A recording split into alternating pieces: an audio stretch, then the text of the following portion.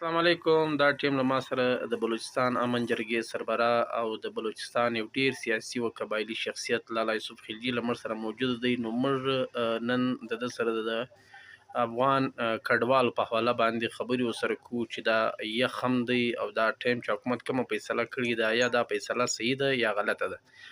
لالا دا راته ووایه چې دا نګران حکومت چې د افغان کډوالو په حواله کومه فیصله کړې ده، یا دا فیصله ته صحیح بولې غلطې بولې، بیا دا یخ دی دا کوچنیان ماشومان په افغانستان کې تر دې ځایه زیات یخ دی، په دې حواله باندې ستا څه تاثرات دي؟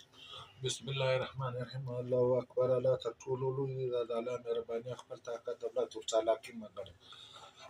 خبره ده چې د کوم موجوده صورتحال چې جوړ شوی دی افغان کډوالو په دغه سره دا ډېر یو ناروا عمل دی، یو ناوړی عمل دی. داسې یو همسایه د همسایه سره دا رقم نه کوي. یو کرایدار چې مې د یو چا نو هغه یو نوټس ورکړي او دغه ورکړي چې باید 3 میاشتې بعد 4 میاشتې بعد از ما ځای را خالي کړم. داسې اچانک دغه چې دی داسې ناروا عمل او تر ګردو لو خبره دغه ده د عمله سره د افغانستان د پاکستان اړیکې ډېرې خرابې شول او تر مابینه ډېر لوی تعصب راغلی.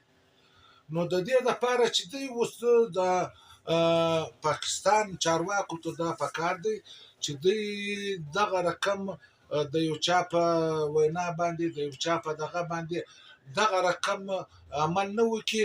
ولې د دا دوو ملکو لکه د دوو ورونو دا رقم ژوند دی، نو د دوو ورونو تر مابین بدنیتي چې راشي هغه خاندانونه سره تباه کېږي، نو دا عمل صحیح نه دی. نو لالا دا راته ووایه چې دا د پاکستان په مفاد کې به یا د پاکستان چې کوم مستقبل دی دا به ښه اثرات واچي که به منفي اثرات واچي؟ دا ډېر د دې یو غلط تاثر دی، یو د پاکستان دپاره بالکل دغه نه دی شته. پاکستان که د امریکې سره چړخانې وکړي، د هندوستان سره یې وکړي، د بل ملک سره یې وکړي، هغه به لا یو ګزاره ورسره وکړي. د افغانستان سره چې دی دا بالکل، ولې افغانستان د پاکستان دپاره لو قرباني ورکړې ده. نیټو روچ راتلی هغه به ګوادر ته راتلی خو افغانانو قرباني ورکړه، که نیټو راتلم و ګوادر ته راتله افغانانو قرباني ورکړله. بل چې دا موږ دا 40 کاله د مخه وو، نو چې کوم د پاکستان چارواکو یا د پاکستان دغه قوم پرستو پارټیانو یا مذهبي پارټیانو د افغان مهاجرینو چې مقصد دا زموږ ورونه دي، دا زموږ قریبان دي، موږ به دې ته دغه نو یو دم دا رقم پالیسي بیا خصوصا زه خو ګیله د حکومتي چارواکو نه کوم، خو دغه د پښتانه مذهبي خلک او قوم پرسته خلک دوی دا 40 کاله په اسمبلۍ کې وو، دوی باید چې یو قرارداد پاس کړی وای چې د افغان مهاجرو د بچیانو مستقبل بچي شي. نو اوس دغه ګیله ولا خبره چې موږ د خپلو حقوق یې د نورو حقوق.